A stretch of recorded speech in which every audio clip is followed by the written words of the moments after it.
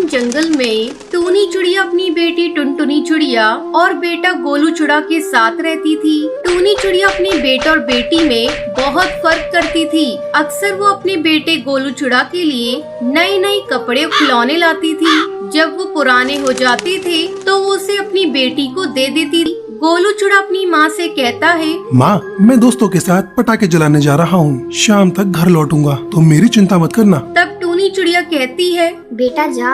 अपने भाई को जाते देखकर टुनटुनी चिड़िया अपनी माँ से कहती है, माँ, मैं भी अपनी सहेलियों के साथ पटाखे जलाने चली जाऊँ। तब टूनी चिड़िया गुस्से से उसे डांटते हुए कहती है, तू बेटी है और बेटियां घर के बाहर जाकर पटाखे नहीं जलाती। चल चल कर घर का काम कर, सारा काम पड़ा हुआ है। माँ, तुम घर का सारा काम मुझसे करवाती हो और भैया केवल खेलता रहता है, उसे तो तुम कुछ नहीं कहती, बस सारा दिन मेरे पीछे हाथ धोकर पड़ी रहती हो।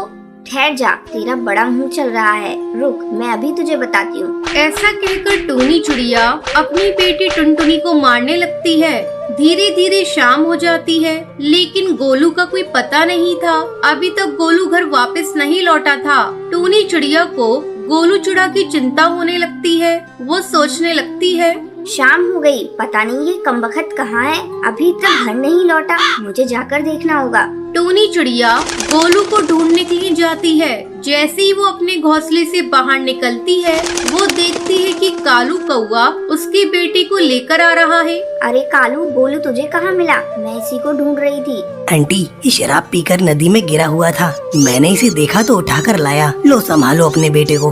तब टूनी चिड़िया अपने बेटे से पूछती है, क्यों रे, तू तो अपने दोस्तों के साथ पटाखे जलाने गया था, ये शराब तूने कैसे पी ली? ओहो माँ, अपने ये उपदेश ना अपने तक ही रखो। तू कौन होती है मुझसे ये सब पूछने वाली है? आज के दिन मेरे सभी दोस्त शराब पी रहे थे तो मैंने भी पी ली, इसमें बुराई क्या है? तो मुझे जोरों की भूख लगी है, कुछ खाने को दो। तब टूनी चिड़िया अपनी बेटी को आवाज लगाती है, टुनटुनी, अरे ओ टुनटुनी, मेरे बेटे को भूख लगी है, जल्दी से खाना लेकर आ। टुनटुनी गोलू के लिए खाना लेकर आती है। खाना देते हुए अपनी माँ से कहती है, भैया शराब पीकर आया है, तुम उसे डांटने के बजाय उसे खाना खिला रही हो।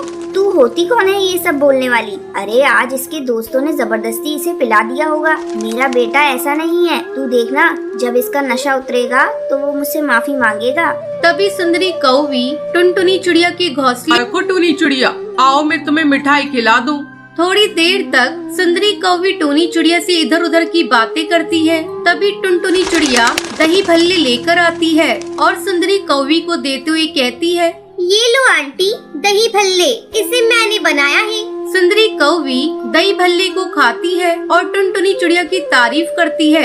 कुछ भी कहो टूनी चिड़िया, तुम्हारे बेटा और बेटी में बहुत फर्क है। तुम्हारी बेटी बहुत ही संस्कारी है, एक दिन उसकी शादी बहुत ही अच्छे घर में होगी, लेकिन तुम्हारा बेटा आवारा पक्षियों के साथ घूमता रहता है, जरा उस पर ध्यान दो। हाँ हाँ सुंदरी कौवी, तुम ये ठीक कह रही हो, आज के बाद से मैं अपने बेटे पर ध्यान दूंगी। सुंदरी कौवी वहाँ से चली जाती है। ऐसे ही कई दिन गुजर जाते। तेरे बेटे गोलू ने ये घर मुझे बेच दिया है, क्या समझा? इस घर के बदले मुझे मेरे पैसे चाहिए, समझी क्या? मैंने आपको हमेशा मना किया, इसे इतनी छूट मत दो, इसे इतना मत बिगाड़ो, पर आपने मेरी एक न सुनी और आज देख लिया, घर बेच दिया है इसने।